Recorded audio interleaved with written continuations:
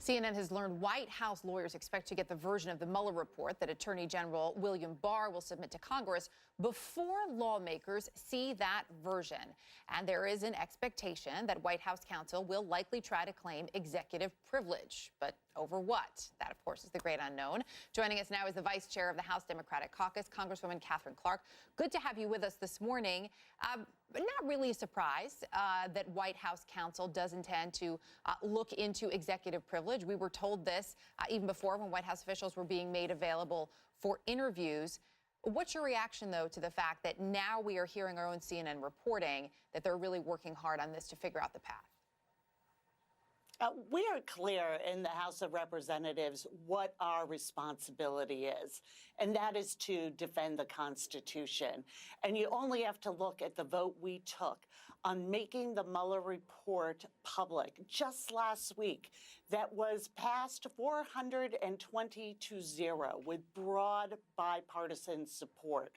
We are going to make sure that this report finds its way to the public. It is what is necessary to make sure that we are defending our democracy and living up to our oath of office to defend the Constitution. There's a chance, of course, that a battle between these two branches could end up in the third branch of government, right, in the courts, and that it could end up there for some time. Does that concern you? It does concern me, but we will do what we need to do. I think it is no surprise that this White House is going to do everything it can do to try and bury this report, bury these findings, and hide it from the American people. And it's our job through the legislative process, through the oversight process of our committees, and through the courts, if necessary, to make sure that the American people understand what has taken place here and what the results of that investigation are. Just give us a sense, how much planning is actually happening at this time? As everybody is waiting for this Mueller report, as you say, you're going to exhaust every opportunity to make sure the American public, in fact, see what the special counsel found. I mean, just dive a little deeper on that for us. Are we talking subpoenas? What's the plan here? Well, I think that we are very clear on what our role is. Our first job is to make sure that we are building an economy, our for the people agenda for the people of this country. So we are focused very much on passing H.R. 1 that we just did a few weeks ago, protecting the right to vote, getting dark money out of campaigns. We are moving on to an infrastructure bill. We are looking at reducing the cost of prescription drug medication. At the same time, we have our Intelligence Committee and Judiciary Committees moving forward with their responsibility to have accountability and oversight of this administration.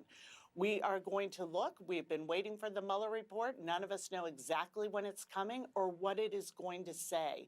But we are ready, as evidenced by the resolution we've already passed, to make sure that this information gets to the American public so they can make a judgment for themselves on exactly what this president has done.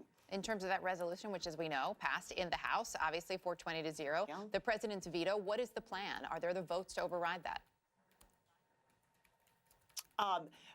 The resolution has not passed the Senate yet. It is my understanding that Lindsey Graham is blocking this. I hope that Lindsey Graham decides to put principle over partisanship and move this forward. What we've seen from Republicans over and over is that they are complicit in supporting this presidency and not speaking out.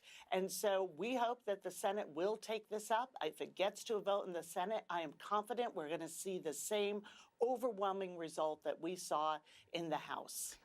You have taken to Twitter, certainly in the aftermath of the terror attack in New Zealand, talking about white nationalism, about its rise globally.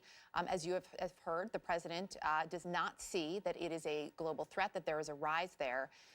The consistent word from the White House is that the president and the administration condemn all acts of evil.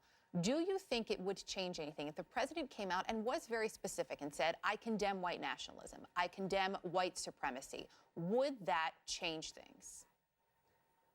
I think it would, and I think that he absolutely should do that.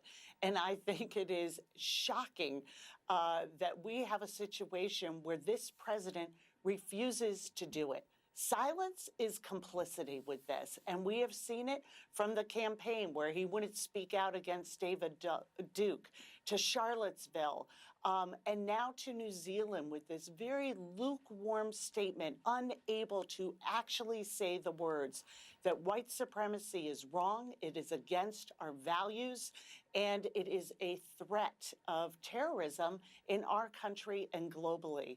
That the president won't say that makes him complicit in it. And, you know, it's like my grandmother used to say, when someone shows you who they are, believe them. And this president shows us over and over who he is by failing to denounce white supremacy. Congresswoman, appreciate your time today. Thank you. Thank you, Erica. You know, we will have a chance to find out if the president will